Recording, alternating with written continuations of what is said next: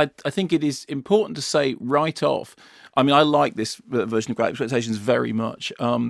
But one of the things I like about it, we'll probably go across the news doing this, but the key to her performance is it would have been possible for her to go full on madcap, because obviously she has the Bellatrix, the strange character in the background, and because you mentioned there that she's a kind of a goth icon, and I mean actually going right back to Frankenstein, of course, she has done those great crazy roles, and and she was describing herself saying people think I'm a goth because I've got because I don't comb my hair and all that sort of stuff. It would have been very, very easy for her simply to play it incredibly broad.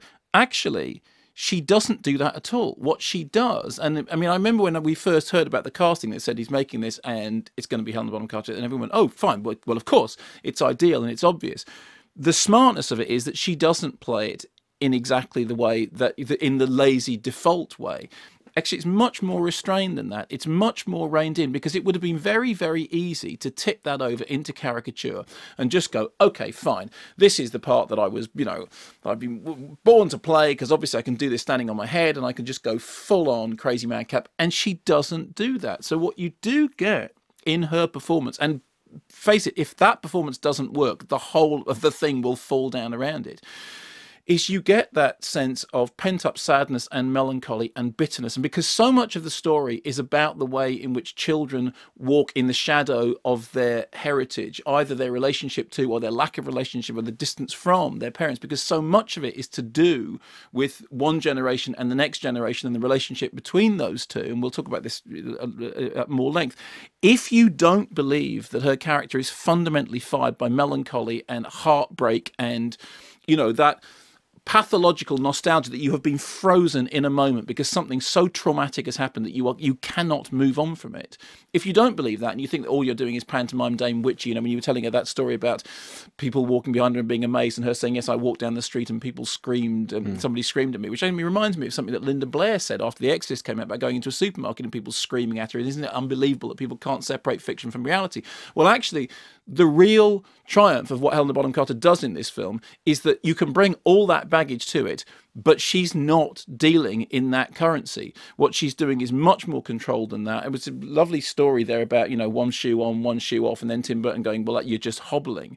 Because actually what she's attempting to do is to find another way through it. And I do think that she manages to get that balance between melancholia and psychopathy, and she's a ghostly full-on Gothic character, but that doesn't mean that what she's doing is just like an Elsa Lanchester parody or something. She is doing a fully rounded performance that makes sense of those scenes and makes sense of the central theme, which is that it's to do with, generations affecting the next generation. And I need to correct something, by the way, just before I forget. What did I do? No, something that I got wrong in the interview. Oh, okay. And I said that my daughter had been had auditioned for Great Expectations. Yeah. And I got the wrong production. She auditioned with Ralph Fiennes for the role of a prostitute in Coriolanus.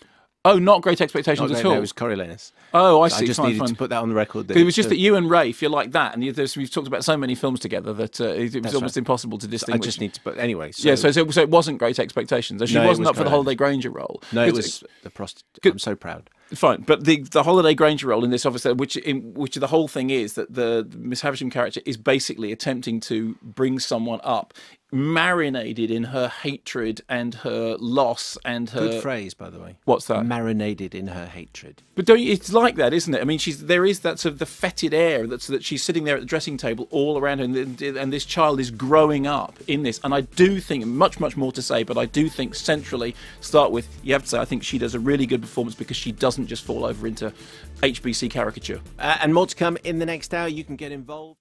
I'd just say, as far as this, I think we've got to get beyond the David Lean version. It is just the, Great Expectations, David Lean.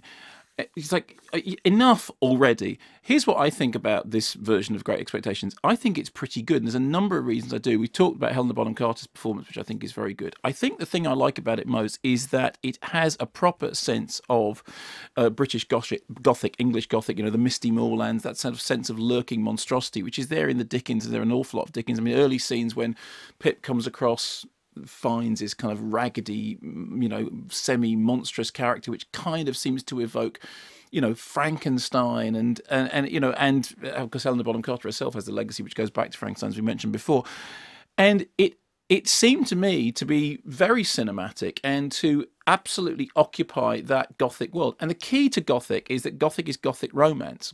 Romance in the proper sense of, the romantic melodrama. And of course, Dickens was always playing to the crowd. I mean, quite literally playing to the crowd, episodic installments, literally handed out to the unwashed masses. That was how the readership built. And the key to Gothic melodrama is that you're playing to the heart as much as to the head, even not more so. It's something that works on a very visceral response. And I thought that what Mike Newell's cinematography is interesting. On the one hand, you've got the romantic comedy Four Weddings and a Funeral. On the other hand, you've got one of the Harry Potter movies. So he's done big and small, and he does understand all of those things. And I think that what he manages to do, and what the whole production manages to do, is without saying, we have to radically strip this apart and tear it apart, like, for example, the recent version of Wuthering Heights, which, really sort of took the text in a different way. And so this is saying that this is a classic text, and it's classic because the story works, the narrative makes sense. Helena Bonham Carter was saying in that interview, it's funny how you see people attempting to change this, but you don't need to change this story. And I thought what it did was it fundamentally understood that it had a romantic theme. I don't really mean romantic as just lovey-dovey, although that is important, that central relationship between the two younger characters who maybe can or can't find each other as a result of all this baggage around them, but romantic in the Gothic melodrama romantic sense. And I thought it did that very, very well. I also thought it did a pretty good job of wrestling what is a superfluity of narrative and narrative detail into something which made a coherent film. I mean, you didn't feel like you were just struggling to push the book into the space of the film. I mean, it did feel like, okay, we're taking the right elements, we're finding a through line through, so therefore the narrative does make sense. When somebody said that they thought that that it had a slightly televisual quality, which I disagree with entirely. But I think the most important thing about it is I can imagine this in 5 years' time, 10 years' time, being on telly and everyone sitting down and watching it, the family all sitting down and watching it. I mean, the reverence that we all have towards Lynn is perfectly fine, and I understand why, but that there have been so many versions, again, you were talking about this in the interview, there have been so many versions that it is not necessary to have one canonical version and then to say, well, everything else therefore, must be judged as yay or nay in comparison to that. I can really imagine this becoming one of those enduring movies that years on people go back and watch because it's faithful to the text, because it understands the romance at the centre of the text, because it is playing that. I mean, Helena Bonham Carter used the word, I mean, it's not the word I would use, but she said, romantic and sexy. That's not the word I would use, but I know what she meant by that, which was that it's a film that's not embarrassed about playing, to your emotions. I also think there are great performances in it. I mean, she's really good. I think that Jeremy Irvin is very well cast. I mean, some people thought that he was a bit two-dimensional in Warhorse. I mean, I like Warhorse and I like the sentimentality of it. I know not everybody did, but I did.